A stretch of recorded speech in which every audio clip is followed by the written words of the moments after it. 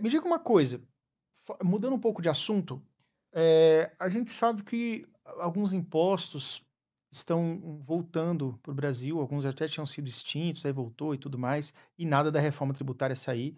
Mas enfim, falando agora de impostos, eh, o que que você viu acerca do DPVAT, assim? O que que você pensa sobre isso, de alguma O forma? DPVAT é mais um dos impostos não chamado de impostos ou, né, Que dessa fala que é um seguro, cara, mas discussão. seguro às vezes eu posso optar por eu não posso optar não, para não Não por quero não não ter ter. seguro.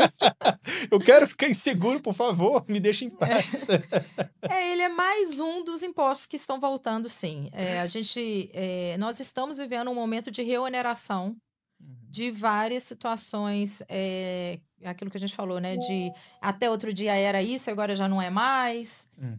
o entendimento já não é assim, e o DPVAT é um dos que, com certeza, vai chegar no bolso, né, do trabalhador brasileiro, enfim, porque às vezes eu escuto falar: "Ah, mas eu não tenho carro, então o problema é de quem tem carro, que pague". Não, mas você anda de Uber, você usa o serviço de moto entrega, É verdade. né, então assim, vai chegar no seu bolso, de qualquer jeito vai chegar. Quais são os principais tipos de impostos que a gente tem hoje no Brasil?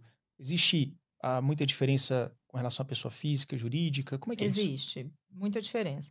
Os impostos eles são sobre a renda de forma geral, né, na pessoa física o imposto de renda, na pessoa jurídica a gente tem PIS/COFINS, imposto de renda e contribuição social, ISS sobre o serviço, ICMS sobre a circulação de mercadoria e o INSS que abrange tanto pessoa física como jurídica. Então, o importante é a gente avaliar, porque tem muito essa discussão de, principalmente até para profissional liberal, para médico, é muito mais barato na pessoa jurídica. É É. muito mais barato na pessoa jurídica, sim, a gente fala de pelo menos aí quase 50%, né, porque a gente fala de 27,5 para 16, por cento de redução de percentual Uhum. para a classe médica, por exemplo, de serviços. Não, só para eu entender uma coisa, então o médico ele tem que estar tributado de uma forma, ele não poderia estar com carteira assinada? Como é que é isso? Não, é porque assim, o médico ele trabalha de forma, profissional liberal Profissional liberal, normalmente ele é um ou profissional para liberal. clínicas, né, Uhum, uhum.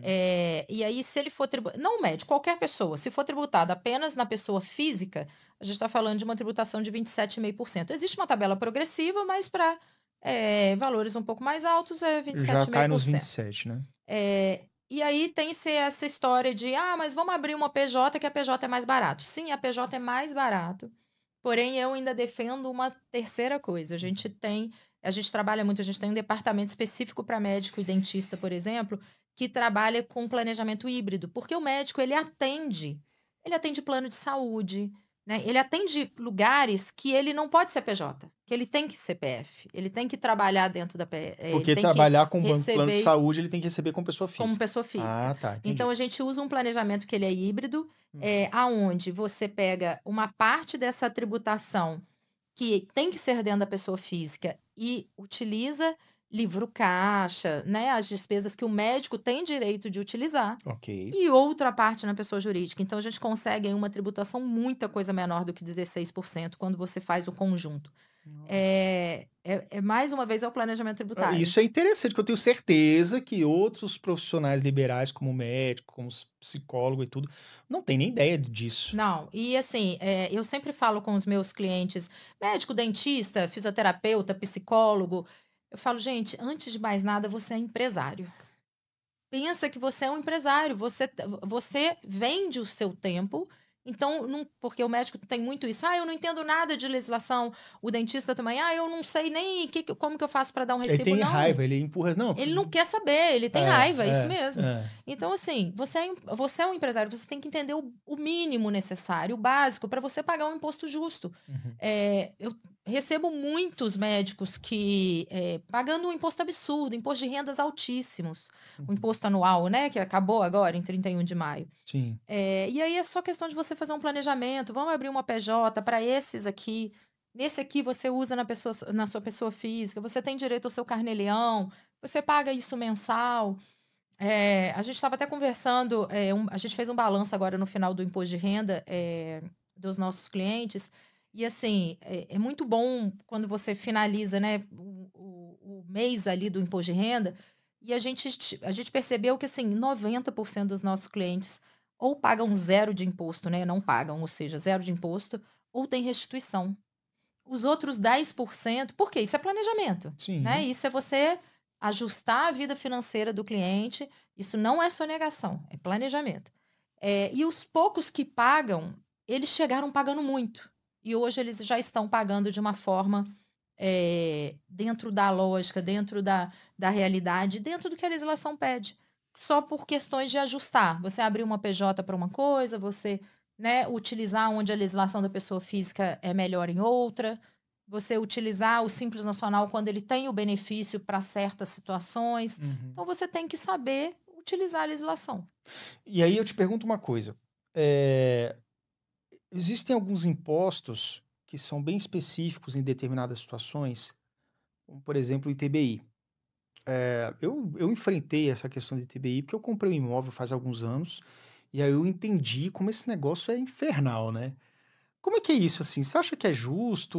Porque e às Hum. vezes eu não sei se o ITBI também tem alguma coisa com relação ao cálculo do IPTU, Não. porque como é que é isso? Eu tive até um vídeo, que viralizou do ITBI, que saiu uma legislação agora, uma decisão, não é uma legislação, Uma saiu uma decisão. decisão do STJ dizendo que a base de cálculo para se pagar o ITBI deve ser o contrato, a negociação.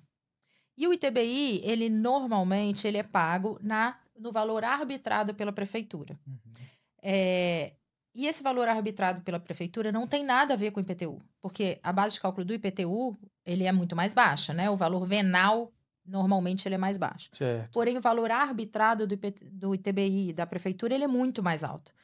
Normalmente mais alto do que os valores de mercado ali que são negociados. Então antes pagava-se no mais alto. Qual é mais alto? É o seu contrato ou é o valor arbitrado? Paga-se imposto em cima do mais alto. Uhum. Atualmente não, com essa nova decisão, vai pagar o imposto em cima do valor negociado. Isso retroativo aos últimos 5 anos. Então, quem comprou imóvel nos últimos 5 anos provavelmente tem valores a receber aí, porém esse valor tem que ser judicial. Aí tem que ir pra cima pra ver, né. Então, realmente, dos últimos 5 anos, né. E tem casos, assim, que você conhece de pessoas que realmente pagaram muito além? Como é que tá esse Tem, negócio? tem. Inclusive, esse vídeo que eu falei que viralizou, eu não dei conta de responder todos os directs, porque assim, a minha casa eu comprei por 1 milhão e a prefeitura arbitrou 1,9 milhão, valores altíssimos, a diferença é muito Nossa! grande. É. Porque eles prejulgam, então, que você pagou abaixo, que você estava querendo se sonegar de alguma forma, assim. Não, Não, acho qual que que é o eles pegam o entendimento que eles valor não, acho que eles pegam o valor que a prefeitura entende que vale aquela é uma tabela mesmo, é uma eu não tabela onerada, na verdade, porque é uma tabela eu não mais lembro alta. exatamente como foi feito no meu caso, se foi exatamente o valor, mas eu acho que o valor que eu paguei pelo meu imóvel, que eu financiei e tudo, foi eles pegaram aquilo ali. Agora eu não sei se funciona em outras cidades, como é que é essa questão, porque se você Não, em declara uma muitas coisa. cidades é bem diferente. Não, tem Uhum, casos que são bem parecidos, tem casos que até o valor antes pagava-se em cima do maior. Então, uhum. assim, ainda que o da prefeitura ficasse mais baixo, você iria pagar, em cima do maior cálculo. Isso. Hoje não, hoje ficou decidido que seria sobre a negociação. Então, tem muitos casos que a negociação foi dentro do valor que a prefeitura, né, entende, próximo ali, e aí não vale a pena você judicializar nada com valores muito, muito pequenos. Agora, tem outros que realmente a diferença é bem grande. Nossa, impressionante.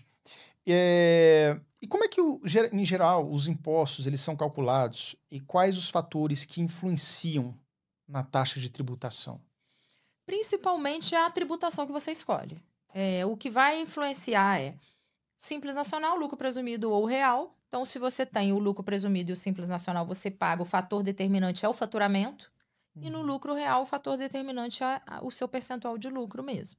uhum, O Simples Nacional é uma tabela progressiva, né? Quanto mais você fatura, mais você paga. No lucro presumido, não. Então, tem muitos casos que a gente, dependendo do CNAE, né, que é o Código de Atividade da uhum. empresa, tem percentuais que são bem baixos no lucro presumido, então muitas vezes, dentre real e presumido, dependendo da atividade, o presumido ele vai ser melhor, por exemplo, construção civil, construtoras de forma geral, normalmente são lucro presumido, Uhum. porque A tributação do lucro presumido para esse ramo é É uma mais tributação vantajoso. bem baixa. Uhum. E o lucro real não. O lucro real, ele tem a sua tributação fixa, você vai pagar em cima realmente dessa diferença, né? E aí muita gente fala, mas o PIS e COFINS, ele é em cima do faturamento no lucro real.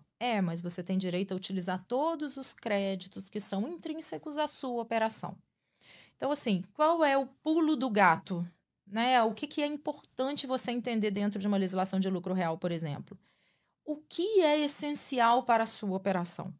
O que você, sem isso, não abre, você não abre a sua porta, o que você não vende, né, o que realmente faz toda a diferença na sua operação para você produzir, por exemplo, numa indústria, né? Vamos pegar uma indústria, para dar um exemplo ali bem direto.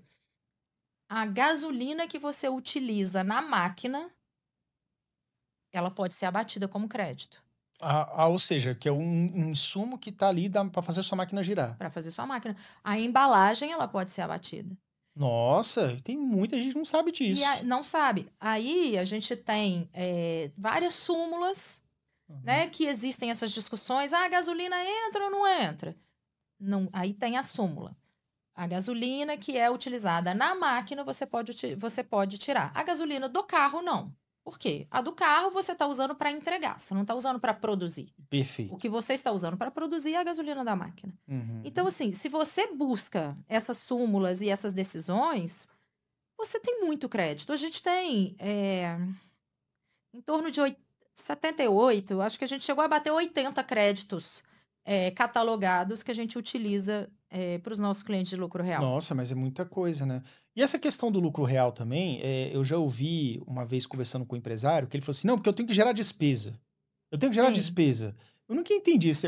Agora eu já entendo, mas Agora na é época eu isso, é não o lucro entendia. real. Como assim gerar despesa? Você tá doido? É. Mas o lance é o seguinte: na verdade, quando você gera despesa, e aí pode ser qualquer despesa, por exemplo, digamos que eu seja um grande empresário com lucro real e tudo, e aí eu, sei lá, eu quero comprar um carro. Aí eu posso comprar, por exemplo, em nome da empresa, gerando despesa, e aí isso ia impactar um pouco positivamente com relação a impostos? Impacta. E pode ser qualquer carro, ou tem que ser, não, tem que ser um furgão. Como é que é isso? Não, pode ser qualquer carro. Se o carro vai ser utilizado pelo diretor, o carro vai ser utilizado para venda. Aí Uhum. vai depender da forma como você vai contabilizar esse carro, né? Para Explica, que ele vai ser utilizado? explica como funciona isso. Nesse exemplo que eu dei, mas de uma forma bem precária, como é que funciona isso, então? O carro? Por exemplo, um exemplo do carro, algo que gere, que tem que ser uma despesa e que pode ser positivo para o seu cliente ou para o empresário e tudo.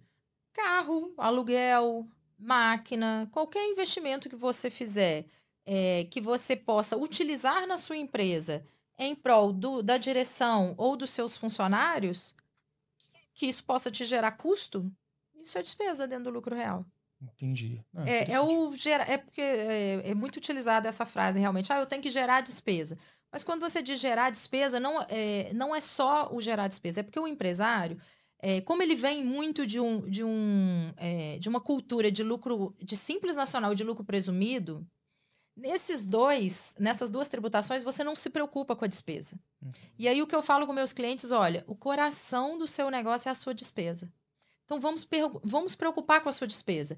Sabe aquele rapaz que vai lá e arruma o seu armário e que você não pede um recibo, você não pede uma nota, que você vai lá e faz um Pix? Aliás, a gente tem que falar sobre o Pix. Que você vai lá e faz um Pix para ele. Então, esse rapaz, você a partir de agora, você vai precisar dessa nota. Então, o gerar despesa é isso. Você se preocupa. Mas o lucro real é muito chato, porque eu tenho que me preocupar em pegar nota de tudo. Tem. Realmente tem. Mais chato é pagar imposto, meu amigo. É muito pior.